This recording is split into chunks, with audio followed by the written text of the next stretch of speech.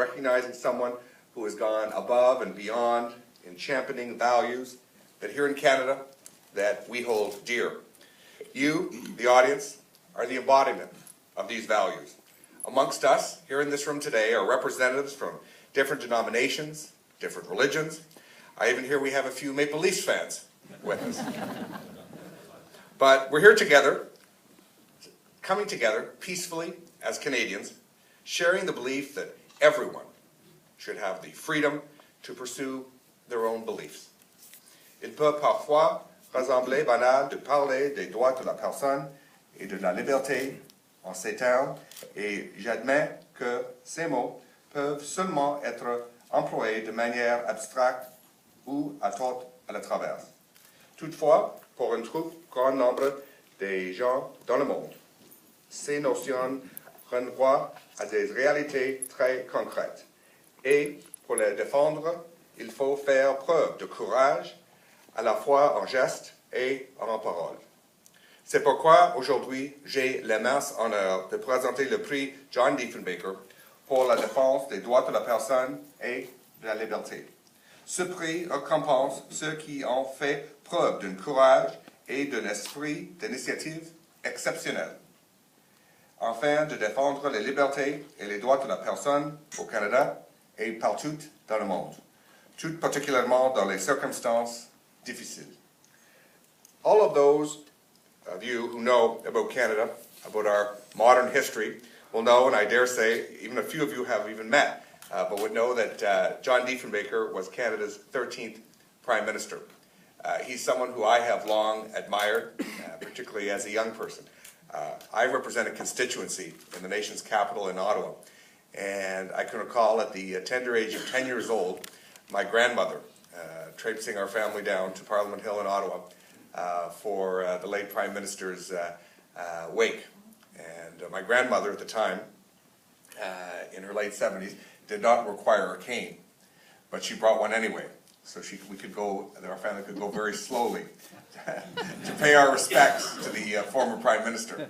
And when I was later elected a member of Parliament, I was thrilled to have the last office that John Diefenbaker had as a member of Parliament. He's someone who I also am pleased to have a framed photograph in my office that he personally signed to my father. So I am a big fan of John Diefenbaker. Known by many as Dief the Chief, he had a strong instinct for the underdog. During his 6 years in office, Prime Minister John Diefenbaker tirelessly championed human rights in Canada and indeed around the world. His commitment and his determination to secure equal human rights for all led to the adoption of the Canadian Bill of Rights back in 1960. That would be a landmark legacy in human rights for any Prime Minister, but it was not his only one. Diefenbaker's government was also the government that granted the right for members of First Nations to vote without losing their treaty status, and appointed the first woman to cabinet. And these are just some of the initiatives that he took in his time as Prime Minister. He also internationally led the fight to kick South Africa out of the Commonwealth because of the scourge that was apartheid. And as Canadians, we take great pride in that type of leadership on the international stage.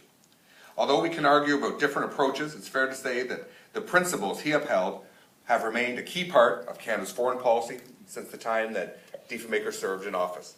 I certainly know that Canada's 22nd Prime Minister, Stephen Harper, is absolutely committed to protecting and promoting human rights at home and abroad. That was clear this February when Prime Minister Harper appointed Andrew Bennett as Canada's first ever ambassador for religious freedom.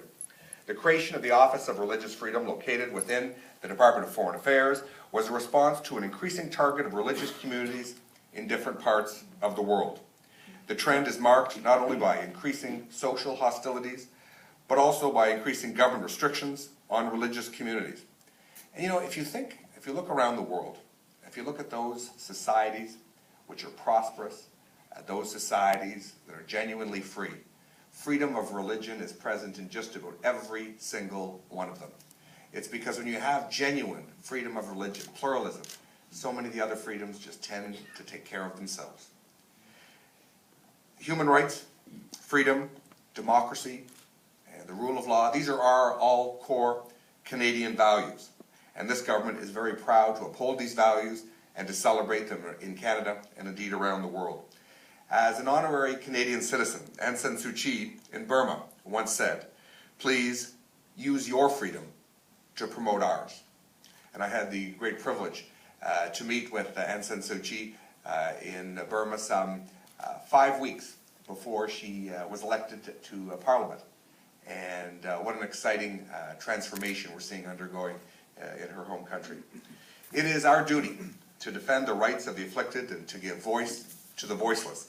And we honor those who do so despite great risk to themselves, their family, and their friends.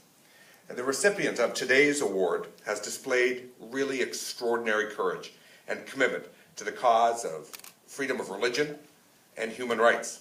And I'm delighted to announce that this year's John Diefenbaker Defender of Human Rights and Freedom Award is awarded to His Eminence Cardinal Joseph Zen, Bishop Emeritus of Hong Kong.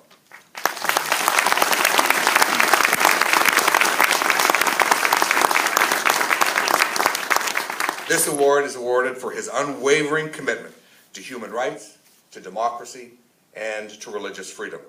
In the face of pressure, Cardinal Zen has remained steadfast in his defense of human dignity. His actions, including calling for the release of detained political activists and demanding that the truth be told about what took place in Tiananmen Square in 1989, have earned him, rightly, international acclaim. Canada stands with defenders of human rights, people who courageously seek to promote and protect fundamental freedoms around the world.